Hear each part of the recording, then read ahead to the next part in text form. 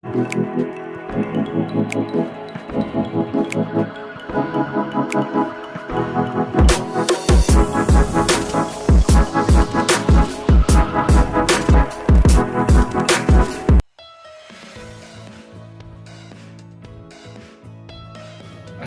warahmatullahi wabarakatuh. Nama saya Dika Bakari. Di sini saya akan menjelaskan tentang sel ya. Jadi di materi pertama di kelas 11 ini kita akan bahas tentang sel. Jadi sekarang kita mulai ya. Tokoh yang ada di balik penemuan apa itu sih sel. Nah, tokoh pertama yang perlu kalian ketahui adalah bapak yang pertama kali menemukan sel adalah Bapak Robert Hooke.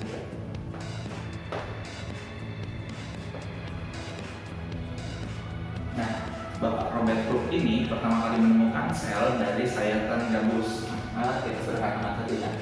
Dia pertama kali mengamati dari gabus dari pohon oak. Nah, gabus ini kalau kalian tidak pernah tahu, itu yang sering dijadikan pada tutup minuman bersoda atau beralkohol. Tutup yang terbuat dari sejenis kulit kayu pohon oak gitu. Kalau mungkin kalian ingin sederhananya, pengen lihat gabus itu ya sederhananya kalau kalian sering memotek batang singkong, paling tengahnya itu sering kelihatan ada seperti gabus berwarna putih. Nah, kemudian kalau kalian juga nggak pernah motekin singkong, kalian juga bisa lihat dari tengah bonggol jagung ya. Kalau kalian potek bagian tengah bonggol jagung, kalian akan melihat ada busa berwarna putih dengan rongga-rongga. Nah, Bapak Robert Hooke mengamati sel menggunakan mikroskop. Jadi ketika dia lihat gabus, dia melihat adanya ruang kecil.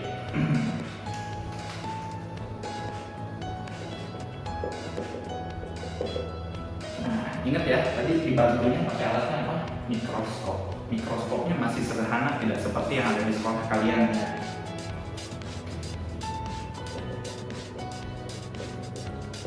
Jadi Bapak Robert Hooke tadi kita ulang lagi mengamati sel dari sayatan gabus, dia lihat rongga kecil dengan alatnya yang namanya mikroskop. Ruang kecil inilah yang dikenal oleh Bapak Robert Hooke sebagai sel.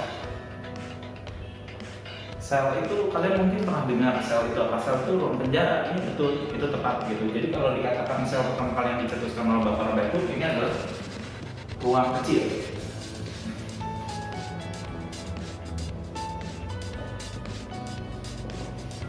Jadi kalian sudah tahu ya siapa penemu pertama dari sel. Nah, kemudian perkembangan sel itu dibantu oleh namanya Bapak Anthony van Leeuwenhoek. Bapak Anthony van Leeuwenhoek lah yang mencetuskan pertama kali mikroskop modern yang seperti kalian gunakan sekarang. Tapi pada saat itu masih yang sederhana. Nah, sekarang kita cek ya Bapak Anthony van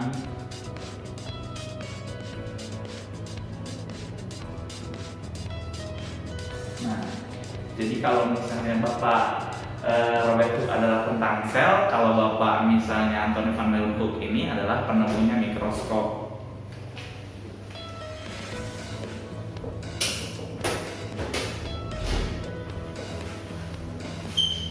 Oke, kemudian kalau misalnya kalian sudah tahu, nah sekarang kita dapat simpulkan apa sih sel. Jadi kalau pengertian dari sel adalah ini adalah teori yang dicetuskan oleh Sheldon and Schwann gitu. Jadi kalau sel adalah unit struktural terkecil fungsional dari suatu makhluk hidup.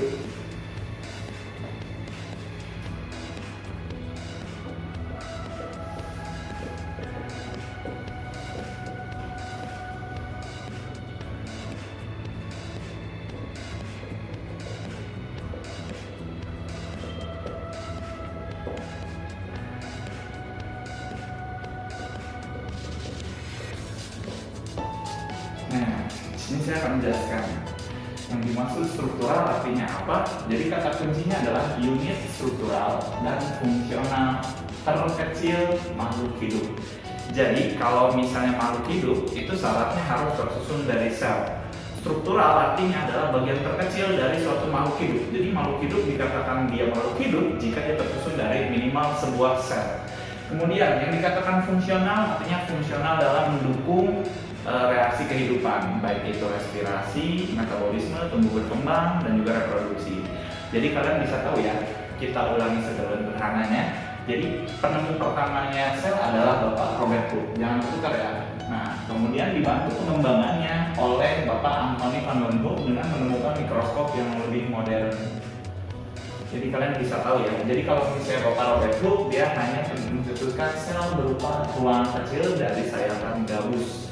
Sedangkan kalau misalnya pengertian sel yang secara generalnya ini ditemukan oleh Sheldon and Schwann adalah unit struktural fungsional terkecil dari makhluk hidup. Oke, kita lanjut sekarang dari jenis sel ya.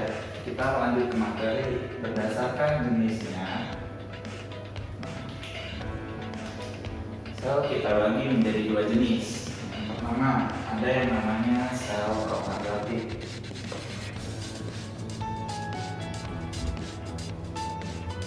Dan berikutnya adalah sel eukaryotik.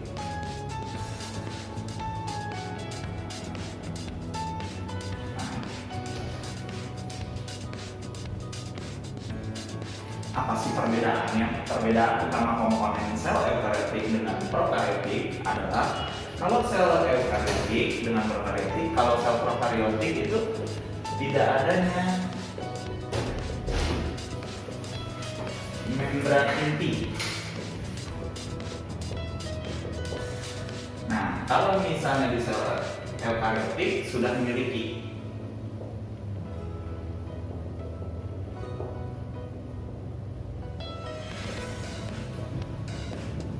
Ini yang menyebabkan kalau sel prokaryotik tidak memiliki nukleus.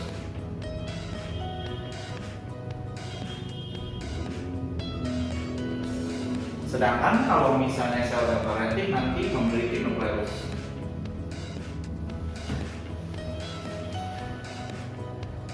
Nah, kemudian kita bahas lagi. Nah, dari DNA-nya, kalau misalnya sel eukaryotik, ini DNA-nya masih DNA sirkuler.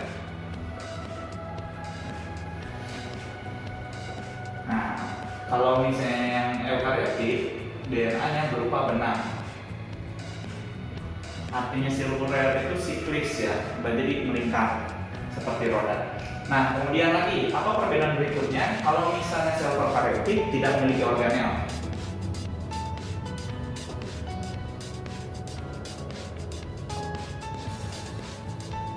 Organel yang dimaksud adalah organel bermembran ganda.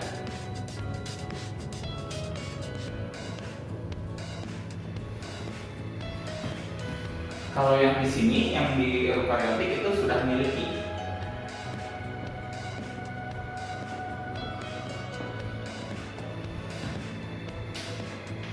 Nah, organelnya itu yang bermembran ganda ya. Contohnya, kalau misalnya di sini, jadi kasarnya kalau misalnya sel prokaryotik hanya memiliki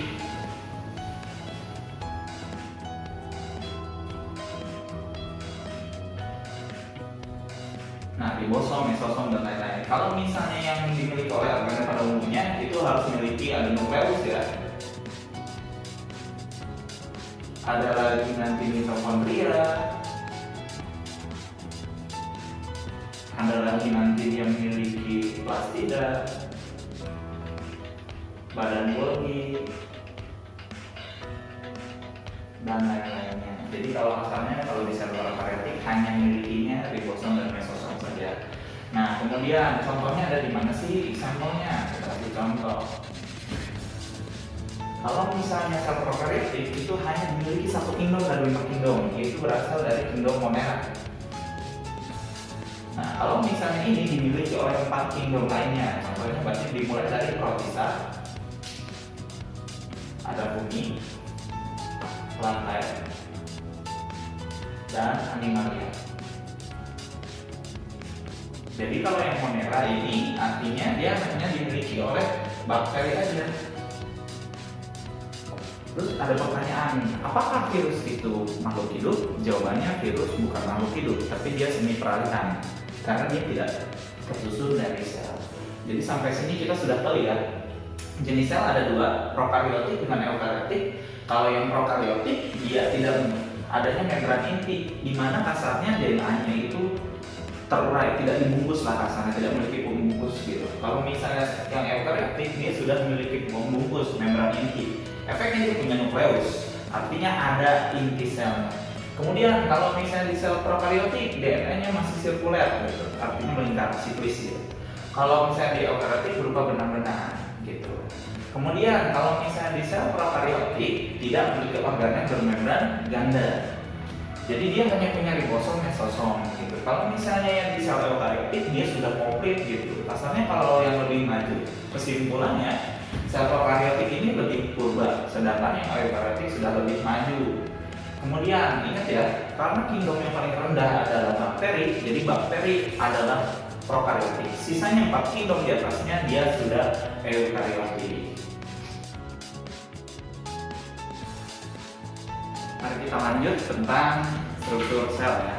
Sekarang kita bahas bagian-bagian dari sel kalau tidak tahu artinya struktur. Jadi kalau sel, ingat ya, sel itu adalah bagian terkecil dari makhluk hidup. Maka dia punya komponennya dong. Nah, sekarang kita bagi komponen dari sel terbagi menjadi 2. Nah, komponennya apa saja? Ada yang namanya sitoplasma. Dan ada juga yang nanti nama komponennya adalah protoplasma. Bedanya apa? Kalau yang sitoplasma ini bersifat cair. Kalau yang protoplasma ini padatan. Nah, kemudian apa sih fungsi dari sitoplasma? Sitoplasma itu seperti pelarut bagi sel. Jadi dia segala aktivitas terjadinya di dalam sitoplasma. Jadi fungsinya ini adalah pelarut dan tempat terjadinya reaksi sel. Kalau pada tubuh kita pada umumnya pelarutnya berupa air. Nah, kemudian protoplasma itu apa? Dia adalah berupa padanan. Jadi kasarnya kalau tubuh manusia itu sel, maka protoplasma adalah organ gitu. Kalau misalnya sitoplasma apa? Cairannya dari tubuh. Cairan tubuh itu seperti ada darah dan juga ada air ya. Kalau misalnya di protoplasma ini adalah organnya seperti ginjal, paru-paru, hati, jantung dan lain-lain. Nah, sekarang kita bahas dari protoplasma tersebut ya. Berarti kita akan bahas dengan yang namanya organel. Jadi kalau membahas kata organel adalah bagian dari protoplasma. Organel pertama yang akan saya bahas adalah, kita mulai. Ada yang namanya nukleus. Nah, nukleus kalau misalnya pada tubuh manusia itu seperti otak. Jadi kalian sudah tahu ya fungsinya otak seperti apa. Nah, sekarang kalau nukleus berarti ada bagiannya juga. Kalau nukleus bagiannya ada yang namanya nukleolus. Jadi bagian di dalam nukleus, di sanalah terdapat nantinya DNA, adanya DNA di sana. Jadi ingat ya, nukleus punya bagian terdalamnya ada nukleolus. Nah, kemudian di dalam nukleolus terdapat DNA. Jadi kalau ditanya fungsi nukleus adalah, kalau sekarang kita tanya fungsinya, fungsi dari nukleus adalah, berarti kita harus tahu satu, mengatur aktivitas sel.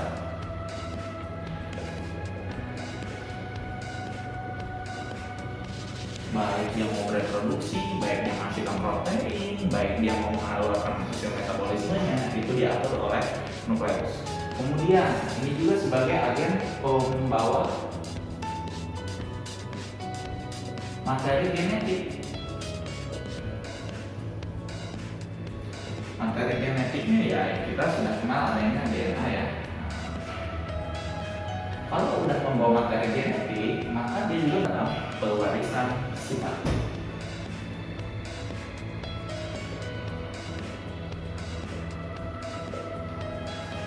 Oke, selanjutnya kita ke organel berikutnya. Oh iya, tadi kita udah tahu nukleus adalah intinya sel. Jadi kasarnya kalau di kita itu seperti otak ya. Nah, kemudian saya juga lupa menjelaskan, sebenarnya ada bagian terluar yang namanya membran sel. Sekarang kita bahas membran sel. Nah, membran sel di sini adalah pembungkus dari sel itu tersebut gitu. Jadi kalau kasarnya seperti kantung plastik gitu. Jadi isinya ya cairan, nanti kasarnya bisa cairan atau padatan yang digabung. Jadi kita bungkus pakai plastik, itu namanya membran sel. Nah, membran sel di sini itu memiliki banyak peranan. Peranannya adalah Fungsi dari membran sel yang pertama, ini berperan dalam mengatur aktivitas keluar dan masuknya zat. Jadi dia mengatur keluar dan masuknya zat. Kemudian di sini juga terjadi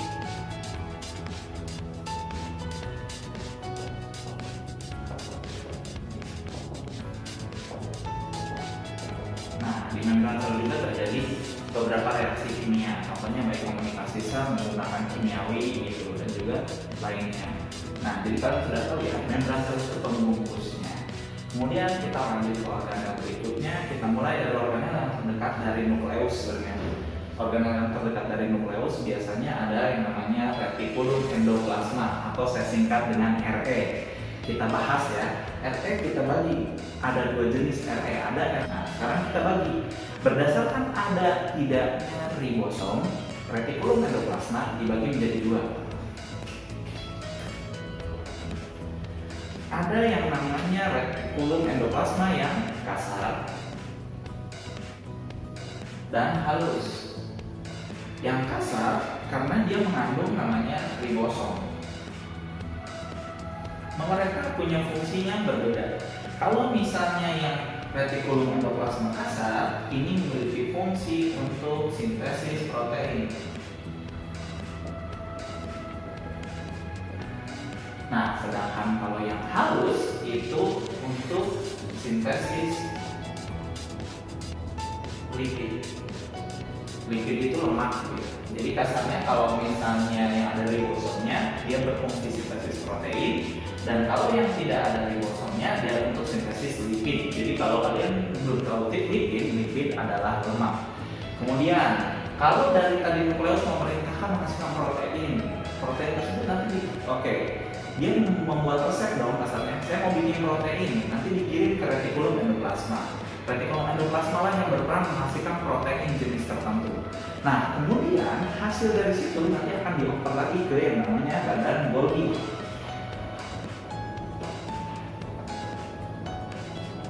Kalau badan Golgi bisa juga disebut juga aparatus Golgi. Nah, sekarang kalau untuk badan Golgi ini berperan dalam fungsinya saja ya, saya langsung ke fungsi.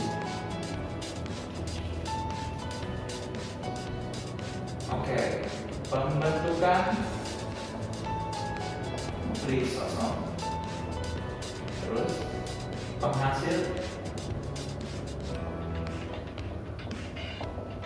hormon dan enzim. Berikutnya lagi alat transport.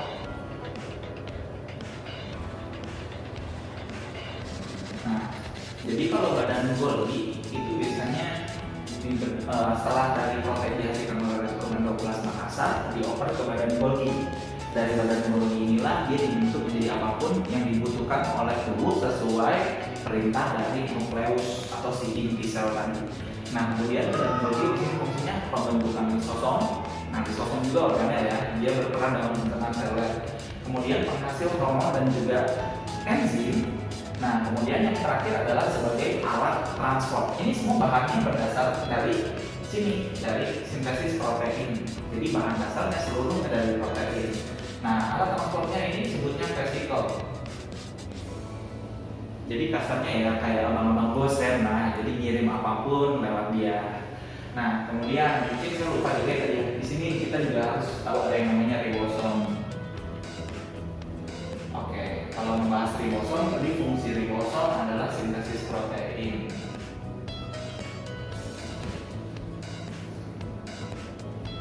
Kita selanjutnya ke organel berikutnya. Mungkin saya akan bahas lisosom. Nah, lisosom ini memiliki fungsinya adalah untuk pencernaan seluler.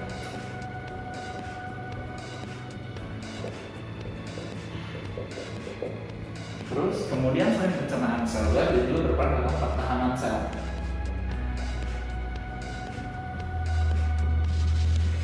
Dan yang terakhir, dia juga berperan dalam autolisis.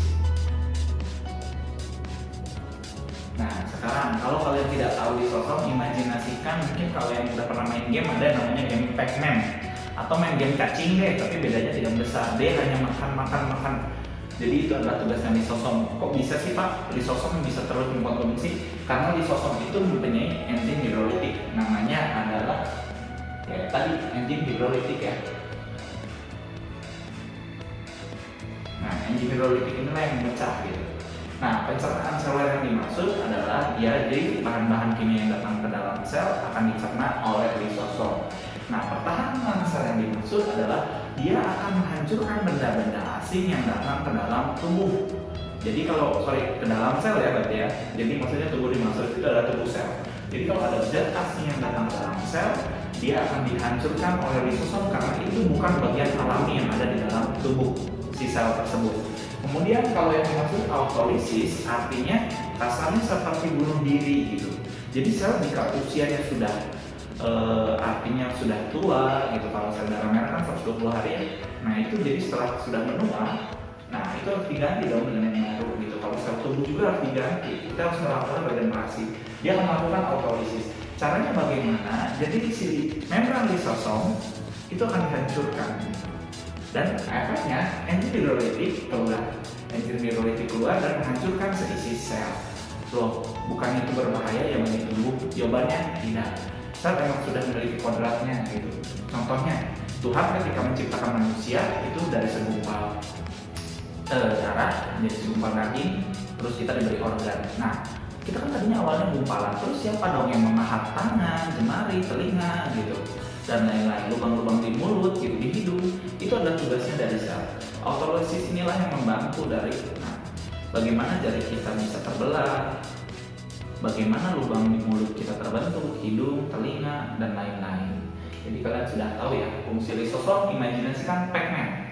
Kalau nggak tahu Pac-Man, ingat aja game cacing, hanya makan. Nah, kemudian ada lagi yang namanya badan mikro.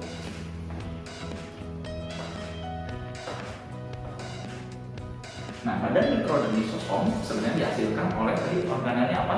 Aparatus Golgi atau badan Golgi. Badan mikro di sini terbagi ada dua ya. Dia ada yang namanya peroxisom dan glioxisom. Nah, sekarang organel berikutnya adalah badan mikro. Jadi kalau lisosom dan badan mikro tadi dihasilkan oleh organnya badan Golgi atau aparatus Golgi. Nah, sekarang kalau misalnya lisosom untuk pencernaan seluler, badan mikro dan ini terdiri dari dua ya. Ada peroxisom dan glioxisom, berperan sebagai katalase atau mempercepat suatu reaksi. Kasarnya seperti comblang lah. Bisa menyatukan dua insan menjadi satu atau memutuskan dua insan. Nah, kalau si peroxisom ini merubah hidrogen peroksida. Nanti dia ini akan merubah hidrogen peroksida. Atau kasarnya kalian bolehlah memecah hidrogen peroksida.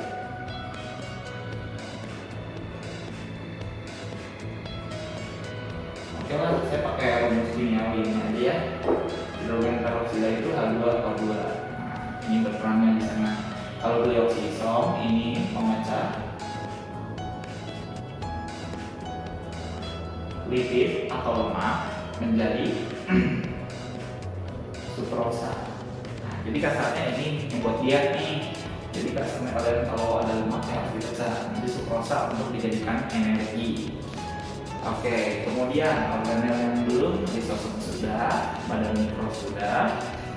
Sekarang kita bahas sitoskeleton.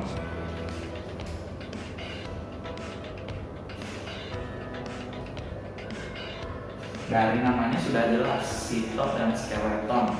Kalau misalnya itu artinya sel dan skeleton adalah tulang. Jadi kasarnya ini berperan dalam pembentukan rangka bagi sel agar sel memiliki bentuk. Nah, sekarang ada apa saja sih di sitoskeleton? Sitoskeleton kita bagi menjadi dua. Nah, seperti tulang tubuh kita juga kan ada tulang lunak dan tulang sejati ya, yang keras. Kalau tulang lunak kayak di kuping gitu, kalau tulang sejati kayak tulang-tulang yang ada di tubuh nih yang keras-kerasnya. Sekarang kalau misalnya sitoskeleton itu ada namanya mikrofilamen dan juga mikrotubul. Apa bedanya? Kalau mikrofilamen berupa benang-benang halus gitu. Kalau misalnya mikrotubul itu seperti padatan yang keras. Jadi kasarnya seperti tulang awan atau lunak dengan tulang sejati. Jadi kalau mikrofilamen ya pada dasarnya hanya membantu memberi bentuk rangka atau membentuk sel. Memberi bentuk sel ya. Kemudian kalau mikrotubul ini selain sebagai rangka, dia juga berperan sebagai pembentuk. Kalau ada flagel, ada fili, ada cilia, dia juga berperan. Jadi seperti ekornya sperma tuh itu dibangun oleh mikrotubul. Jadi seperti alat gerak lokomotor. Nah selain itu si mikrotubul juga berperan dalam pembentukan organel berikutnya, namanya sentriol.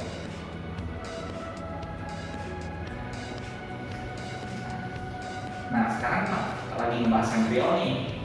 Sekarang kita bahas fungsi sentriol apa sih? Nah, sentriol itu seperti benang yang digulung. Dia bentukannya terbuat dari mikrotubul. Dia juga bagian dari sitoskeleton. Tapi memiliki fungsi yang berbeda. Kalau si sentriol ini fungsinya adalah menarik kromosom tertutup masing-masing ketika pembelahan. Jadi fungsinya dari si sentriol adalah membantu pembelahan sel.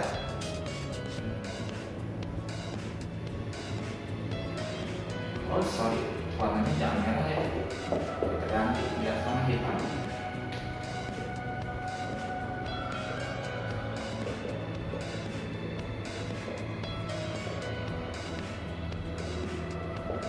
Nah, jadi sentriol itu membantu. Bagaimana cara membantunya?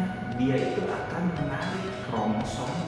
Jadi kasarnya gini deh, satu sel kan belah menjadi dua. Di dalam inti ada DNA dong. Jadi DNA-nya biar terbagi sama rata. Jadi dia nanti akan menarik si kromosom. Jadi saya gambarkan sederhana aja ya. Jadi awalnya ada sel. Sekarang saya gambarkan. Oke.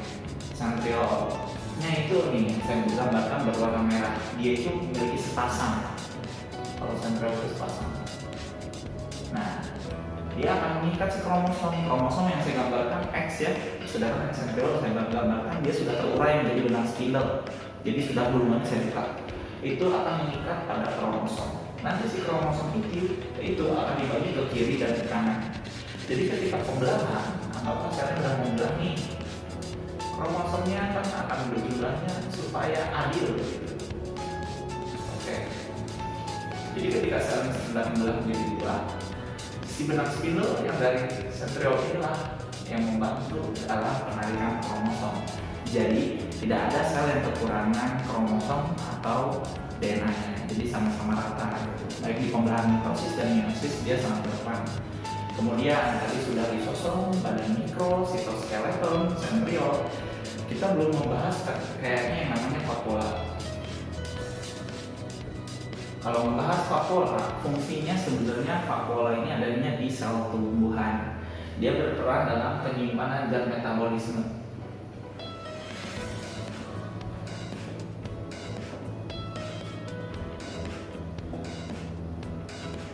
Baik yang masih bisa digunakan ataupun tidak. Makanya kalian nggak pernah kan lihat tumbuhan BRB karena hasil metabolismenya disimpan gitu. Nah, di situ bisa menyimpan amilum dan lain-lain, karbohidrat dan lain-lain gitu. Kalian akan disimpan di sana dan sisa metabolisme lainnya. Kemudian mungkin saya akan menjelaskan tentang yang namanya plastida. Kalau kalian plastida itu kasarnya imajinasikan jati jauh daun, pasti udah pernah dengar yang namanya klorofil.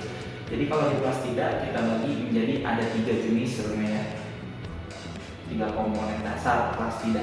Kalau plastida ada yang kalian kenal dengan namanya jati jauh daun gitu, yaitu kloroplas. Ada lagi yang namanya nanti kromoplas dan yang kemudian leukoplas. Ini fungsinya beda-beda ya. Kalau kloroplas untuk fotosintesis, karena dia nanti kan ada klorofilnya. Di sini dia fungsinya untuk fotosintesis. Oleh siapa? Ya kalian sudah tahu ada klorofil ya. Jati jauh daun. Sekarang kalau kromoplas, krom artinya warna, dia akan memberikan warna. Di sini dia punya 2 jenis. Oke, ada yang namanya Paeoplast dengan Rhodoplast. Bedanya dari warnanya. Kalau Paeoplast ini warnanya adalah kuning. Kalau misalnya Rhodoplast ini berwarna gitu. Jadi dia memberikan warna. Tumbuhan kan tidak semuanya berwarna hijau ya. Ada bagian yang berwarna merah dan lain-lain. Kalau Leucoplast berperan dalam dia tidak punya warna seperti yang di atas. Kalau Chloroplast, klorofil hijau. Kalau Chromoplast ini warnanya ada kuning dan merah. Nah, kemudian kalau di Leucoplast itu tidak memiliki warna. Fungsinya dia hanya sebagai penyimpan. Dia terbagi menjadi 3 jenis berdasarkan zat apa yang dia simpan. Ada yang namanya Amyloplast, ada yang namanya Proteoplast, dan kemudian Elaioplast. Bedanya apa? Kalau Amyloplast berarti disimpannya dari namanya sudah jelas ya, amilum, atau kalian kenal adalah karbohidrat. Kalau misalnya Proteoplast berarti protein. Kalau misalnya Elaioplast berarti karbohidrat sudah, protein sudah, yang terakhir adalah lemak. Nah, di sini kita sudah mengenal organel-organel yang ada di dalam sel makhluk hidup. Oke, kita lanjut ke organel berikutnya, ada yang namanya mitokondria.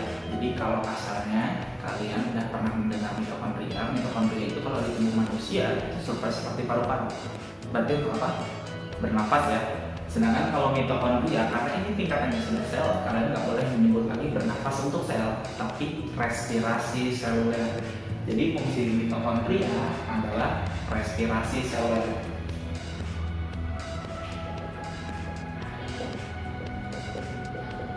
Nah, dari respirasi seluler ini pasti ada hasilnya dong. Hasilnya apa sih? Hasil yang diinginkan dari respirasi seluler adalah energi. Energi dalam tubuh makhluk hidup itu biasanya disimpan dalam kimia, ikatan kimia. Nah, biasanya disimpan dalam bentuk ATP, adenosin trifosfat.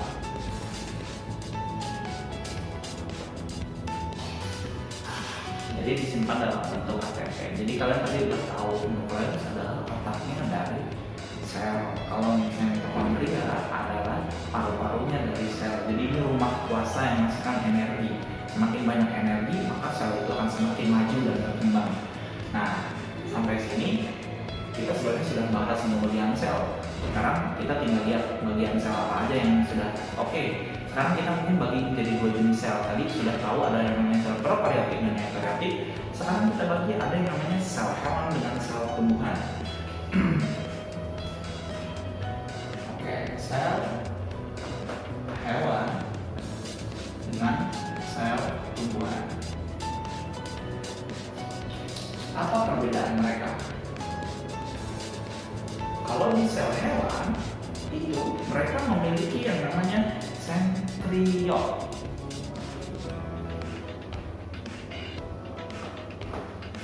Kalau misalnya di sel tumbuhan itu ada yang namanya plastida. Sedangkan kalau di sel hewan ada yang namanya apalagi lisosom. Dia untuk mencerna zat ya kan. Kalau di tumbuhan kan tidak dihancurkan zat asing.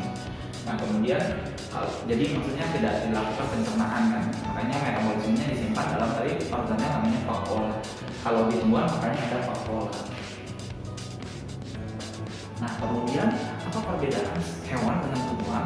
Kalau hewan bergerak aktif maka tubuhnya harus lentur fleksibel, sedangkan kalau tumbuhan bergerak pasif dia harus menopang beban yang sangat berat, maka dia bagian selnya punya dinding sel.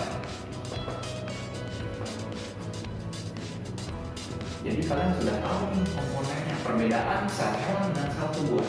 Kalau di hewan satu ada sentriol, yang kedua ada lisosom.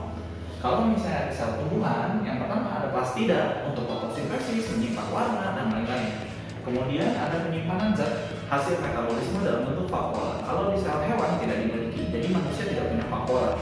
Nah kemudian yang ketiga, di tumbuhan punya dinding sel, sedangkan di hewan tidak. Ya pasti, karena kita bergerak aktif, sedangkan kalau untuk tumbuhan dia bergerak pasif, dia untuk menopang. Jadi buat apa? Kalau bayangkan tubuh kalian punya dinding sel, kalian menekuk sikut kalian berarti langsung patah gitu. Kalau tumbuhan kan tidak perlu gerakan yang cepat, dia kan lambat gitu, sesuai pertumbuhannya. Jadi sampai sini kalian sudah tahu yang mana sel hewan dan sel tumbuhan. Nanti saya akan berikan gambaran sel hewan dan sel tumbuhan. Oke. Oke, mungkin cukup sekian dari pertemuan kali ini. Saya ucapkan terima kasih. Jangan kapok-kapok untuk membuka channel saya pribadi. Terima kasih. Wassalamualaikum warahmatullahi wabarakatuh. Salam biologi.